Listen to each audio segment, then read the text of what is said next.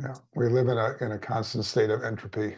Well, I'm gonna say that it's entropy and syntropy. Syntropy is the opposite of entropy. So syntropy happens and then entropy happens and then syntropy happens and then I think it's just that breathing in, breathing out movement. Hmm. Would y'all mind defining syntropy and entropy for me? Or do you want to say, go look it up, Linda? Go look it up, Linda. I wanted to say that. I knew you did. That's But, why I mean, but it's simpler. Alex, I would just say so I can join the conversation. yeah, Alex can define. What is it, Alex? Would you? Um, Entropy is probably the better known, and it's basically the idea that everything decays into like a steady state, like things decay. Mhm. But then syntropy is the opposite of entropy, which is that things organize into expression. They organize, they disorganize in entropy, and they organize in syntropy. Okay, thank you. I like that word synergy too. I think they're related somehow, but Yeah. yeah.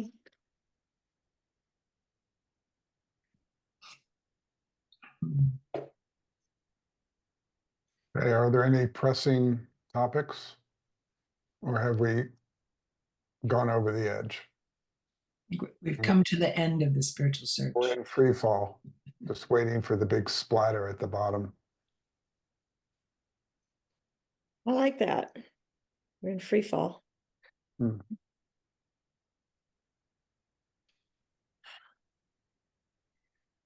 I had a little bit of a something pop the other day where I realized it is actually possible to become more connected to and more in relationship with uncertainty. Like I noticed I've been really struggling with just struggling with how uncertain things were. And then I realized that something had shifted and I was more okay with it. Like it's like I can do something about it, you know.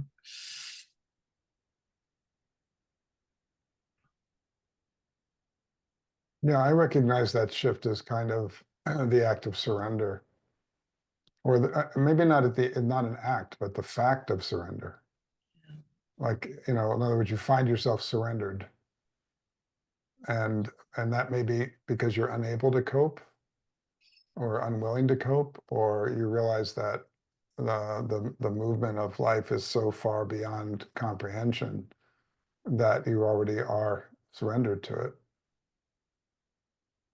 And there's something quite relaxing about that, even though it's counterintuitive to think of surrender as relaxing or being overwhelmed as relaxing, but actually the struggle to survive, to control, that's really where the tension in life is. And of course, it's a completely imaginary world, that I'm going to control anything. Well, not to mention that the world that you're trying to control is also imaginary. But um, I noticed for me that the quality that seems to shift is really one of kind of a position of certainty, like a position like my judgment, like it's this or it's that. And then I'm like struggling to try to make it fit into one of those things. And if I just go, I really don't know. How could I know? I mean, I'm a facet of all that's moving, but I'm not all that's moving. So how could I know?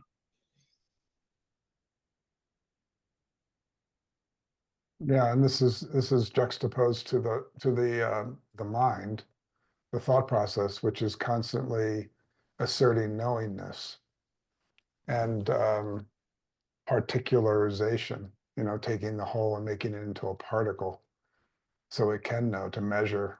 And this is happening constantly.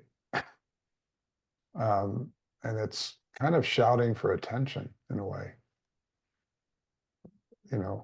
that thought process, survive, survive, survive. And here's how.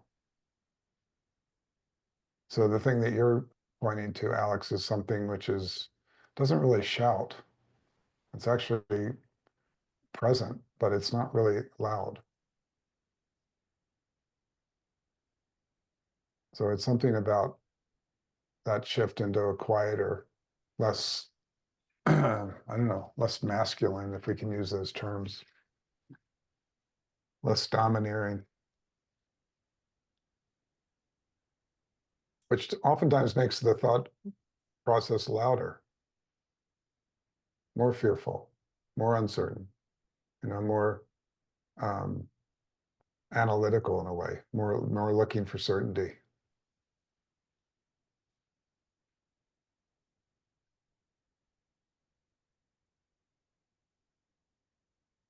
And I think the thing that I've been exploring is both how the body, which is really a kind of a very dense form of thought, and therefore very loud in our sensibility, how that dense form of thought can shift to in response to that more quiet or more energetic space, or can it?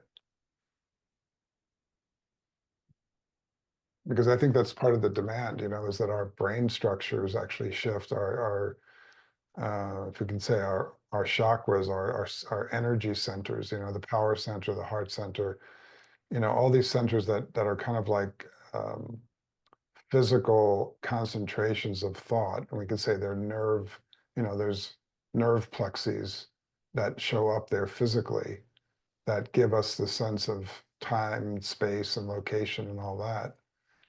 Can that actually respond and open up and become something closer to light and less like matter? In other words, having fluidity. Or is that just not the nature of the body and the mind? Or is it that when those energy movements come, the body simply doesn't respond and dies? Like something else is born. Well, I'm let me see here. Well, it seems that it's counterintuitive to what how it normally would operate or work or something. So something that's like the operation would be something maybe that's not that, whatever it's used to. I don't know. Yeah, that's right. I mean, it's hard to say what it is, but it's not the way it is used to. And the nature of the body is it's extremely habitual. It's like having a dog, which apparently I have two of now. And, like the dog wants the food when the dog is used to having the food. It wants the walk when it's used to having the walk. It lives in routine. Like that's the way it knows the world. And the body is kind of like that. It has its pattern. And then we encounter an energetic space of shift in which that habit no longer applies. And the body is demanding the habit stay, the pattern stay. And then there's this transformational point where the body has to shift to respond to that energy, or it has a kind of, well, I guess this is what disease is, or illness. It has resistance.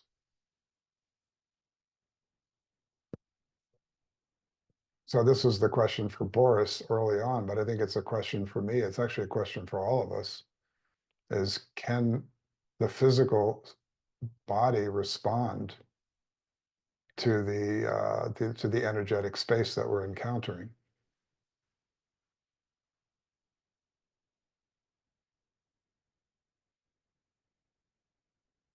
And I think this goes to the entropy.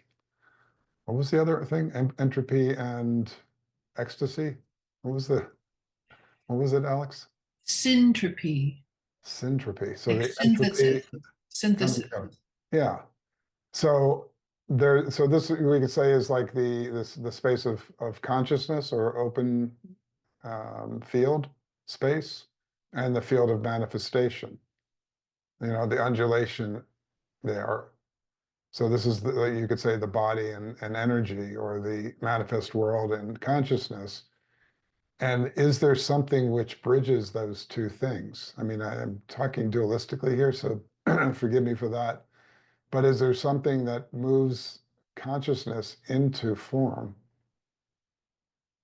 Because it looks like there's two different things. There must be a connecting point, right? A connecting energy, which I think the Sufis call the imaginal world. And maybe this is the exploration when we talk about the manifestation or the transmutation of the body. It's not body consciousness, it's body flowing from consciousness by way of the imaginal world. And the imaginal world is that we have now is the body that we have now. It's what we're imagining, not as imagination, but as the bridge from the field of consciousness. Is that too dualistic? Well, it brings to mind for me something I was reading earlier, which is just kind of some bullet points about quantum energy and quantum looking and all that kind of thing, and that it seems to be pointing at that what we perceive as solid isn't actually solid.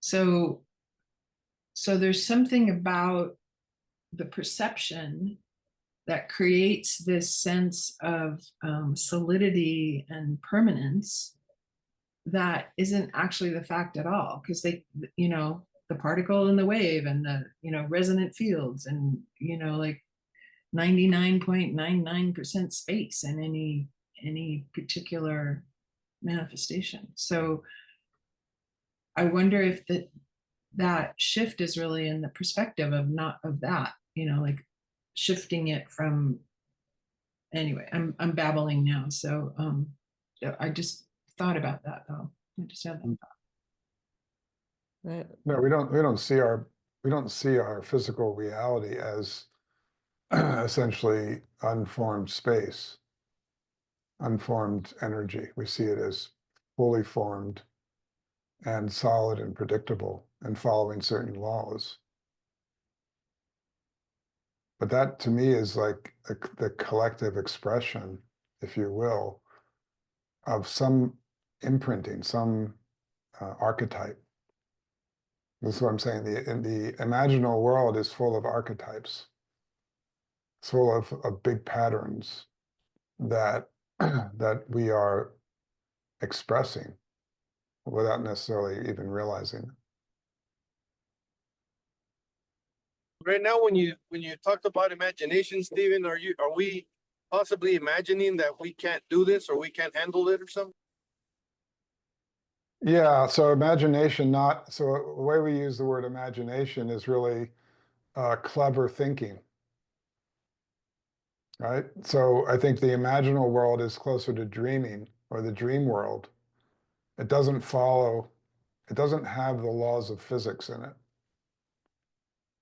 It's beyond, it's coming from a different source, and it follows more of archetype.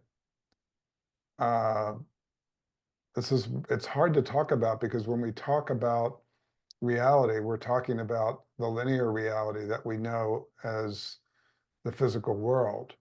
But if you consider the dream state, in which anything's possible, and what shows up is oftentimes, sort of God realms or demon realms or archetypes, or, lawless physical spaces where you could be two people at once, you can fly, you can, there's nothing that is limiting in the dream world.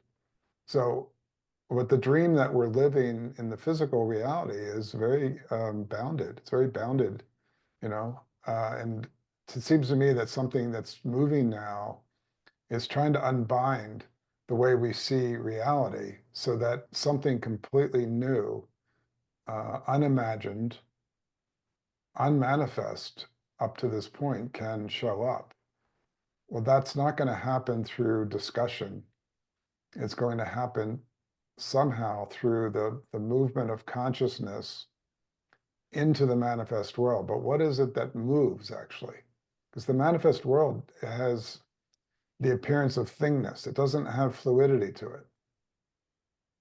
And the field of consciousness doesn't have any attributes at all. It doesn't, it's undivided. So there's something that, I mean, in the past, I've called it resistance to emptiness. Okay. That's kind of a negative term. But is there a positive version of that where the emergent quality actually comes from a deeper reality into the manifest world? Not from nothingness. It's there's a Latin term for it, creation out of nothing. That I think the Catholic mystics talk about. Which if I knew Latin, I would quote it and it would sound really cool. But it's basically what I'm talking about is like there's nothingness. This is the field of consciousness in which is empty of all form and structure because there's nothing to be named. There's no namer. And then somehow creation emerges from that. And the creation is the bridge to the manifest world. Well, we are the manifest world. And now this energetic movement is happening where the manifest world that I know, the world of the known, is not moving with that energy. And so in my body, it's like, okay, body, you may not be needed anymore. Right? If you can't move with this energy, well, there's lots of other manifestations. And my question is, why can't this body move with the energy? And so as I go into that question, I'm going into this, what I'm calling the imaginal world, the space where creation out of nothing is taking place, and asking the question, can it create something different? Not out of anxiety or out of neuroses, but out of curiosity. Like I don't really, honestly, I don't really care about this body living or not living. It's kind of not the point from my perspective, but it's more like, what is it that we can collectively create, and what is that movement? The body being just a part of it, the culture being a collection of bodies and expressions.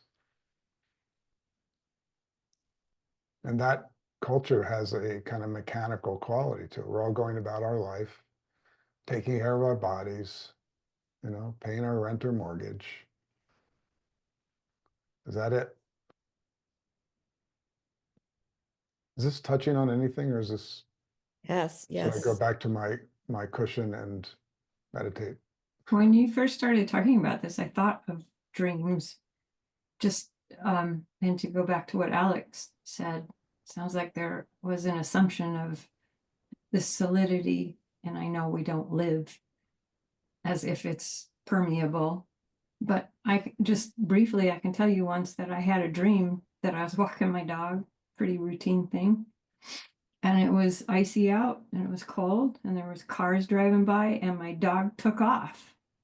And I was on the other end of the leash and my feet flew out and I fell down. And then I woke up, but that was just so mundane. And I was terrified when I woke up, and in some ways felt like I had escaped, like I had somehow escaped the fall, but I went through the fall, the whole thing. So, sort of like making a distinction between, I mean, are you dreaming that you're dying? Or that your body is failing?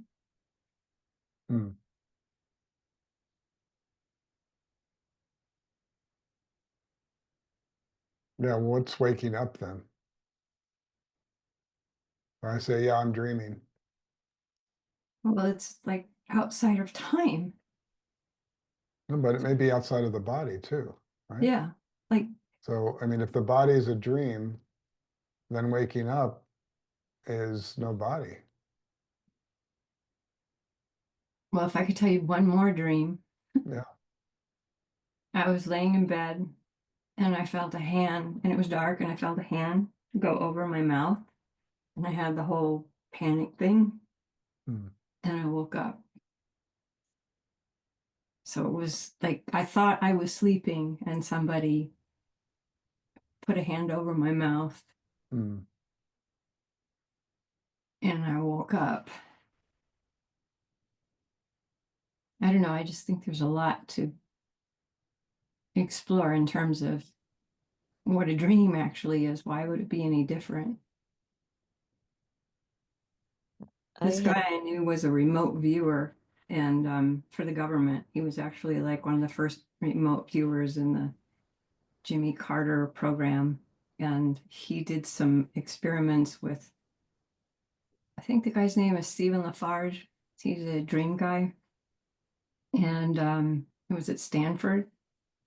And they had to call a halt to the experiment because one of the things that kept happening was they'd wake him up and say, okay, you did great. And he'd get up and he'd go down the hall to the restroom, and he'd get to the restroom and realize he was still dreaming. And this would happen successively. And so I think they finally had to, because they were doing something like trying to access when he was dreaming while he was sleeping.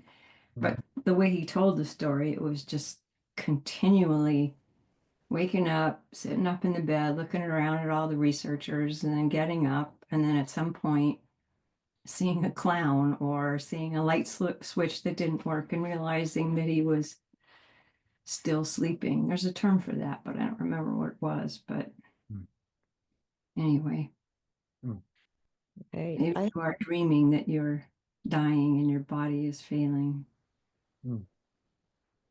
I had the opposite experience one morning when I woke up, like you said, you woke up and recalled it was a dream. I woke up and felt still in the dream state, but knew I was awake.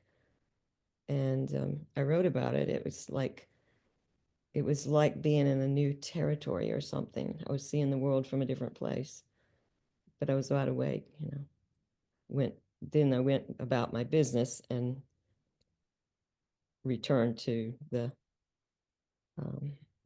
waking world as we see it.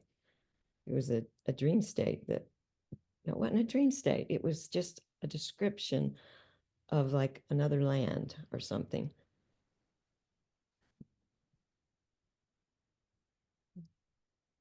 And you said earlier, Stephen, about the connecting place between the field or whatever we call it and action. It appears to me that out of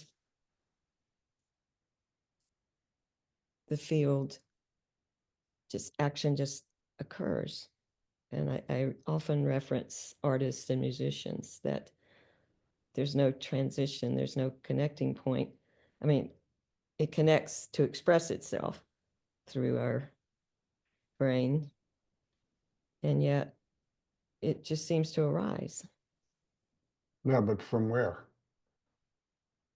Well, That- going Yeah, to what you said, there's Sorry.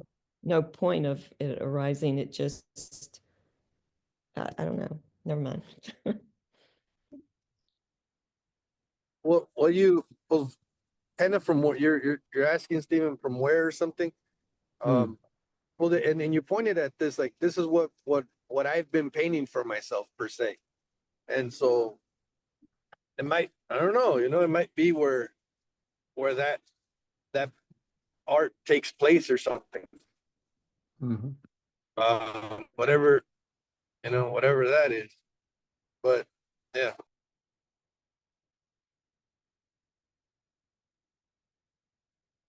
Well, I think we do reside in the manifest world. That's well known to us. And we have pretty easy access to the field of consciousness, the undivided.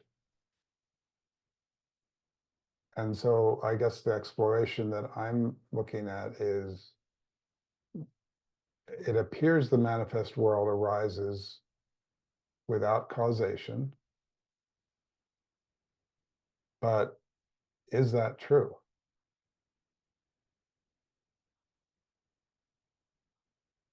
Or are we just not paying attention to the collective dream? I guess that's what there is something, and we could say an archetype, if that is a meaningful term, that is dreamlike and collective.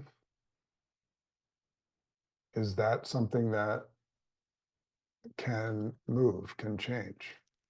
Does it change the manifest world? Can we access that?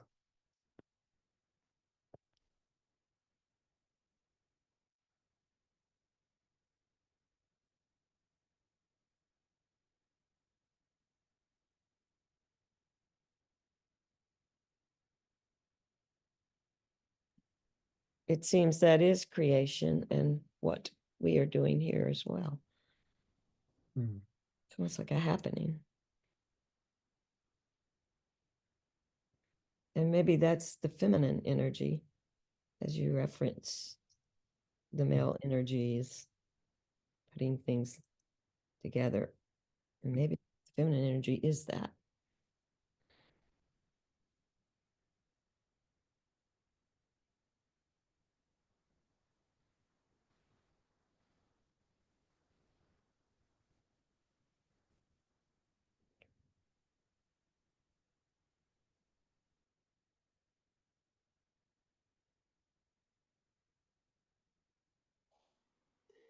And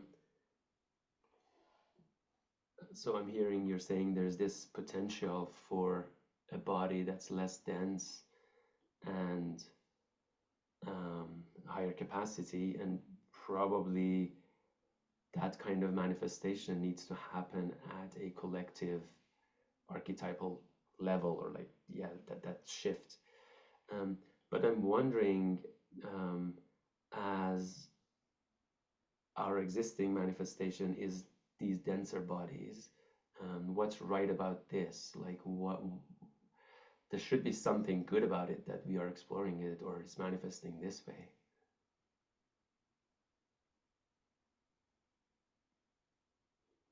Well, what's good about a dense body? Mm-hmm.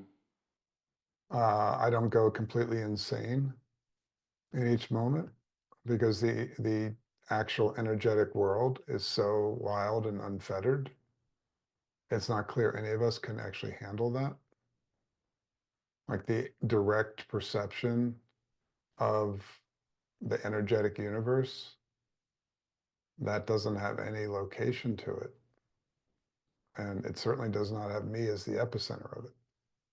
So if there's something good about the body, is that it looks like I have a place to rest for a moment. But now I've gotten the habit of resting in the body as if it's the location.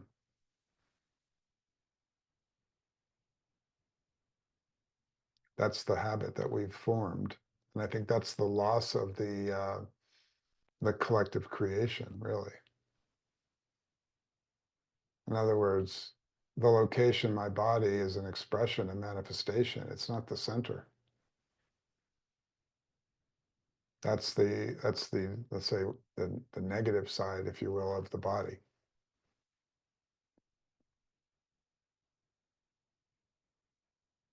I don't know. What do you think, Sapir? What is the body good for in your life?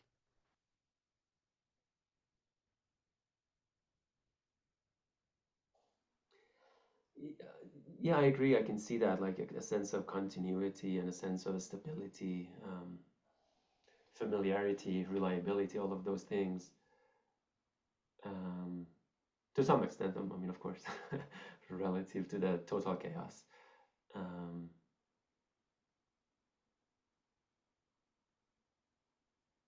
but yeah, I don't know. Still, why should we start there and then like improve from that? It feels like looking at it as a lesser. Um, Yeah, I'm like, if I use a friend's metaphor of using like different phases of matter, let's say water, you know, ice, water, and vapor, there's still a relative definition of density, and they each have their own capacities. It's not like vapor is necessarily better than ice. You have different qualities and capacities in ice, you have different qualities and capacities in water. Hmm. Um, yeah, so I'm just Yeah, wondering. but I noticed that when the energetic space begins to move, my body at least doesn't move very fluidly with it. It's resistance, and it can actually have illness, which is, you know, the precursor to just dying, basically. So that, you know, it's like the body. It's not that a body is a problem. It's just that the body hasn't learned, or I haven't learned how the physical can continuously express the energetic.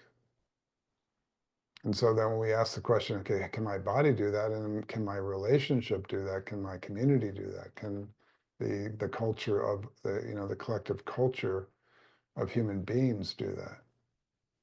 That would be a very different kind of manifestation. And I think when I encounter the occurrence in my body right now, it's like, well, the body that cannot move with energy is not a thing that I really want to hang out with.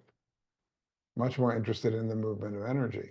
So then the question is, okay, is it possible for the body to become a expression of that, and therefore each of my relationships an expression of that, and then each of the relationships related to that, like, or to say the entire culture, the entire human race. So you can put it most simply, is it possible for me to be embodied love? That's really the question. And if love is the compelling energy that attracts you, that you find yourself an expression of, the body part of it is less relevant, I think. So that's the question. It's like, what is it why is the body being imagined as a structure that doesn't flex, it doesn't move? Why is that the case? We know it's made up of this sort of subatomic,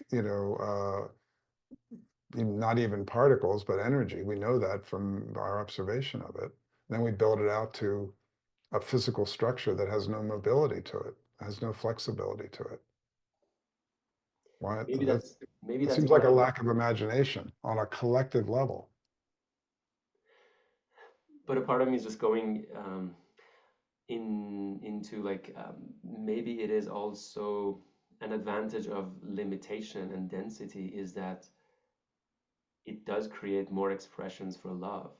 Like if we are living in a totally unlimited absolute potential for everything, there's no pain, there's no helping, there is no limitation, you know, like it's just so abundant that I think the lack of abundance and the limitation does create more ways of Yeah, I showing mean, I love. think that's the sort of, Or maybe that's the old I think that's like paradigm. a story that we tell to comfort ourselves, like the universe is like forgetting that it's total, it's a unitary universe, so it can experience remembering, that sort of thing. And so Not that not just explains. not just that, like you know, like even in games, you know, like you can say, oh, why people who play soccer, like 22 people are running after one ball and there are so many limitations, you shouldn't go out of bounds and whatever. Just go in an open field and have 100 balls and I'll play in abundance. But there's no game without the limitation. So I don't know. Uh, there's a little bit of that thought.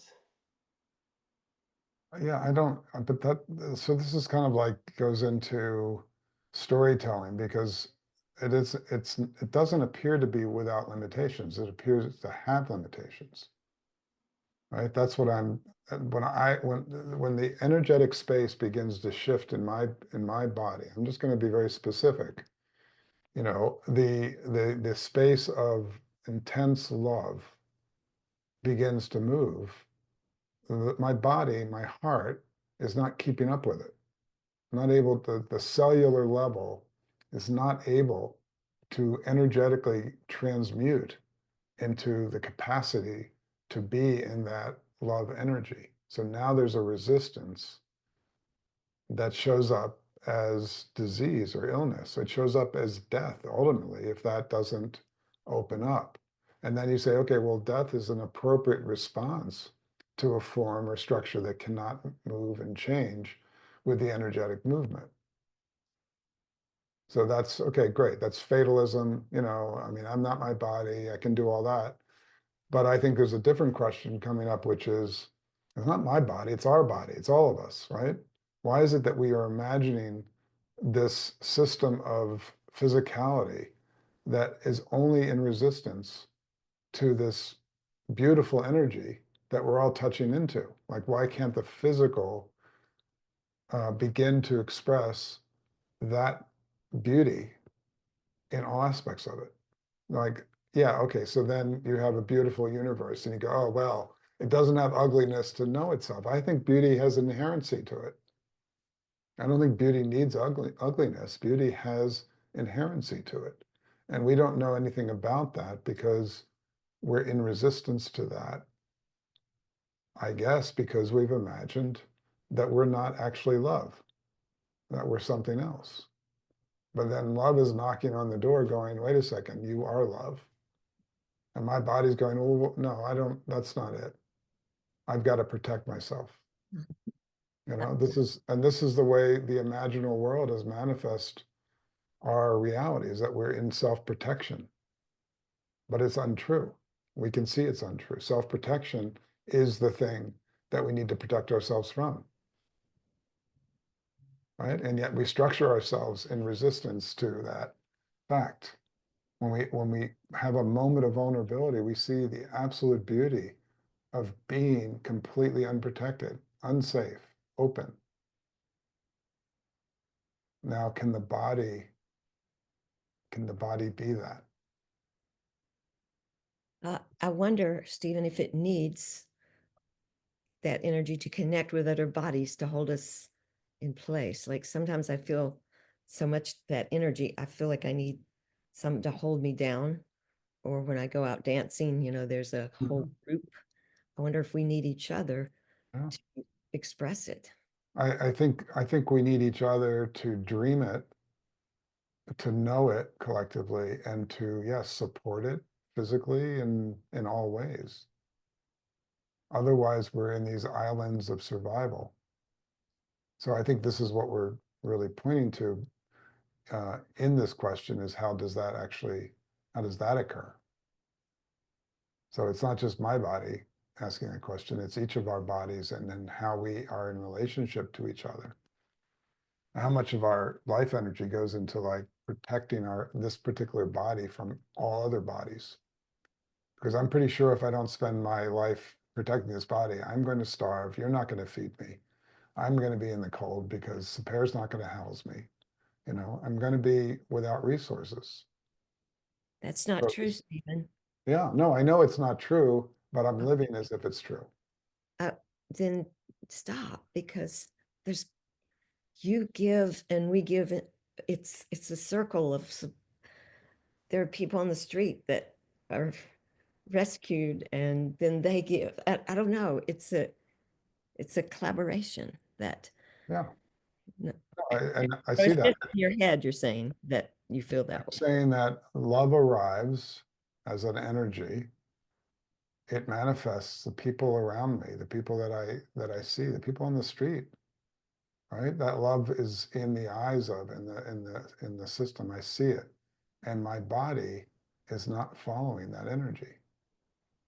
My body is in resistance to it. Oh, So okay. this is my question, is like, can that change? Can that shift? And I'm saying that without attachment, I think, to this particular body. It's really a question of this particular body, but also a question of all of us. It's not, I don't think it's like a neurotic response to the feeling of imminent death of this body. It's in response to the the deep dream, if you will, or the imagination, the collective imagination from rising out of consciousness itself of a different manifestation, of a transformed manifestation. And can that be embodied? Yes. Yes. And it's not going to be through your, like, yoga class. No. It's not going to be through your meditation class. It's not going to be through No. lectures from, like, you know, spiritual authority. So this is what I'm saying. This comes from consciousness itself, and it comes with some kind of set of instructions. And that set of instructions, you can say, this is what I'm referring to as the imaginal world. It's not my imagination, which is limited to my background, my conditioning, my history, and a kind of cleverness. It's coming from something deeper and wider than that, which we all share. And it seems to me in all sharing that, we have to find access to that together and see what is emergent there and let our bodies, our life, the way that we live, the way our physicality responds, be the experiment. So that means facing death, really, in this moment, but also probably more difficult, facing transformation, facing something completely new, something that we have not been before, surrendering completely to that energy on a cellular level. Yeah, it wouldn't seem like it'd be something that's recognizable or something, because then even like oh yeah, I know what I'm supposed to do or something. Yeah. Then that would be a way to, that would be something. Yeah. No, definitely not recognizable. Yeah, that might be, Renee, that might be the, one pointer is like, if I can recognize it, it's probably not it. That means I've been there before. I mean, look at your inner world, I don't know if you meditate or you self-reflect or whatever, but you're basically traveling through the known. You're traveling to the places that bring you solace or pleasure or rest. So these are the knowns. And you can practice that all day long. You can spend, your day on the cushion. You go in your 3-month, 3-day retreats. Somebody was telling me about a Tibetan meditation where you get locked in for 49 days in the dark with nothing, no clothes, nothing. You can do that. And, your entire mind will break down, but it's breaking down to something that you will know. So this has got to come from something you don't know.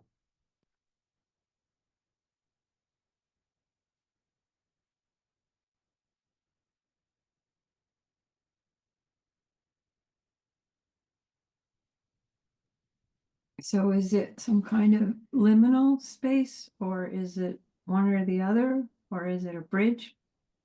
Do you know what I'm asking? I'm trying to understand what you're saying, Yeah. even though think, I don't know. yeah, I don't know. I mean, I really don't. I mean, I'm surprised because I really love the non-dual space. It's so simple.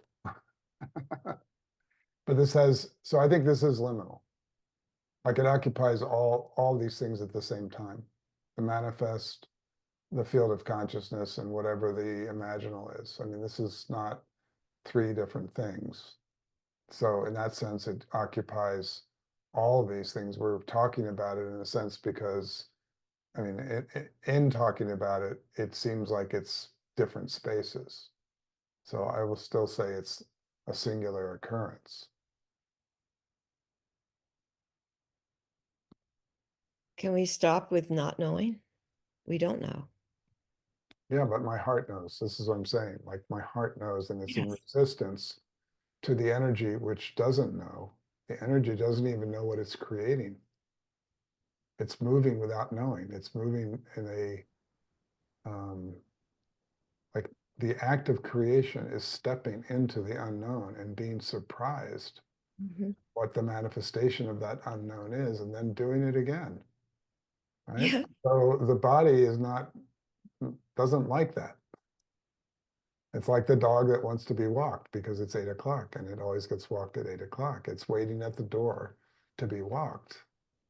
So this is the body. The body is like a mechanical, it's a dense form of thought, and thought is mechanical. And can the body be surprised? Or will surprise be the same as unsafe? So maybe that's the question. Can I be physically surprised without it being unsafe? Orja, you're about to say something profound, I think, but you have to turn on your microphone. I can feel the profundity building up in you. Oh, there's Steven. No, I was thinking about those autistic children who come in the world with a complete understanding of the divine love, but it's so hard for them to live in the body. It's so hard to get used to anything. It looks like so. It would be fascinating to be able to talk to them if we could. They are so attuned to the other dimension. Yeah, I think Orja is referring to a podcast called the Telepathy Tapes, in which a story is recounted of this autistic boy, as I recall, who so they work with letters to teach this non-speaking autistic boy how to communicate. So they point to a letter and then learn how to type and so forth. But at some point, this boy reveals to his mother telepathically, because they're apparently the nonverbal autistic children communicate and listen without words, that he's surprised to learn that he has a body. So think, consider that. Like if you're nonverbal, there's nothing that structures reality. How would you know you have a body? All you have is a series of sensations. You just have a flow. You're not speaking. It's not I am, you are, mama, I love you, good boy. None of that's happening because you're not intaking, you're not expressing verbally. You're just in this sea of sensation. And to learn that you have a body, what a surprise. So I think that's what Orja's talking. Yeah, there's something to learn from that, actually. Is that body that boy is learning about a different kind of body? Seems like it would be. Seems like it would have more fluidity to it. So maybe that's something that we can learn from.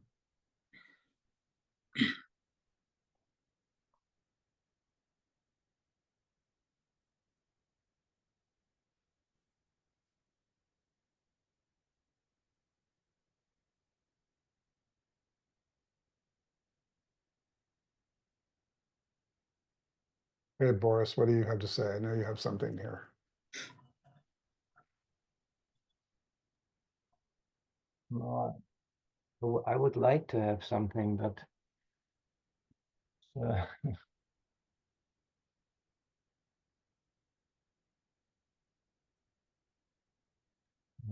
nothing that I can articulate at the moment. No. That's the best contribution, by the way. Thank you.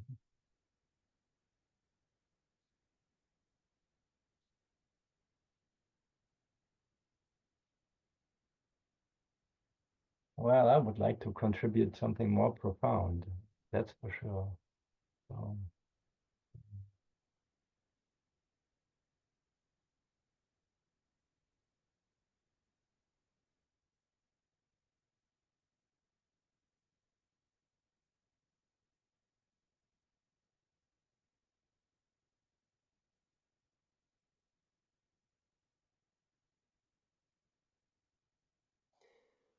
I'd like to just add that I like your way of exploration because it's very inclusive of everyone. And yet, some people look at these transformations as a more separated, segregated path. It's like, okay, like some people need to live the third density life, some people need to live the fourth density life, some people need to live the fifth density life. And it would be like, okay, you and your people will have your own collective reality and go live it, and you don't have to kind of like worry about it's like part of consciousness wants to have a denser experience, part of consciousness wants to have a less dense experience. So I'm just curious about that too. Like, what do you think about that? You know? I'm not really thinking about this one. I'm just in the question and the curiosity and the confrontation actually in my own system as the energy, and I would call it love, for want of a better description, as that energy intensifies. Is that like the ramp out of the physical? Or is that a deeper question of how the physical can transform? I don't think it has to do with dividing people up. The nature of love is that it's absolutely inclusive, without regard for condition or expression or response. It's doesn't require anything, you know? So that energy, though, um, does not move well in my body system, and that is really curious to me. So that's where it's coming up. It's not like a grand landscape of like a new sort of ideological viewpoint. It's really what's happening right now.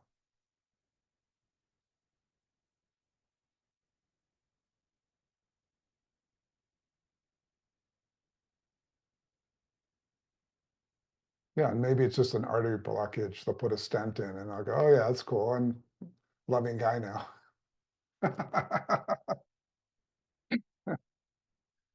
Yeah, or they go in to put a stent in and like the heart stops. And I'm like, I'm not a loving guy, but I am love, you know, right? The guy drops, the love's still there. I mean, I don't think the love's going anywhere.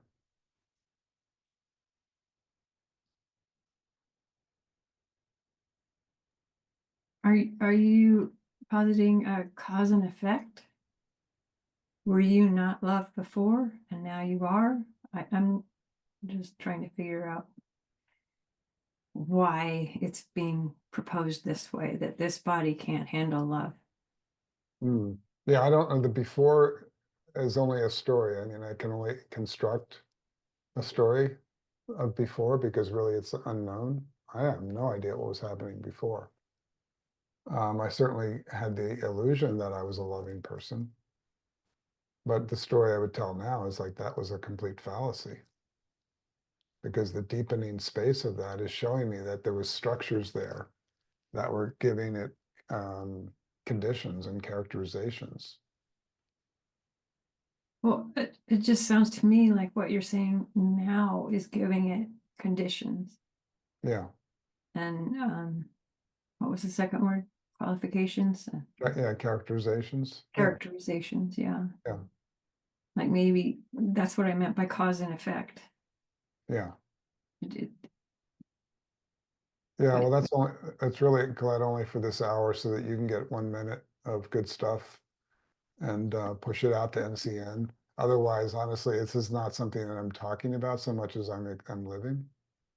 And so I am trying to talk about it because it's one way to share and to point maybe to something that I hope that each of you will engage, because then I think in the collective, that engagement is a shift or a movement that I'm interested in. And I know that that shift is not my shift. There's nothing I can do or will do because it's not at that level. So yeah, I think all these words probably are useless in some way, but they seem to be coming out. So I don't know the hell. Sapir likes them. I do it for Sapir, really, mostly. So as soon as he goes into the big space, I'll just go silent. Is that a deal, Sapir? And then you can be the spokesman for the big space. I have no idea, Colette. It's liminal, you're right. I wish I did. Okay, looks like the time is over. I appreciate everyone showing up. It's very lovely. Bye.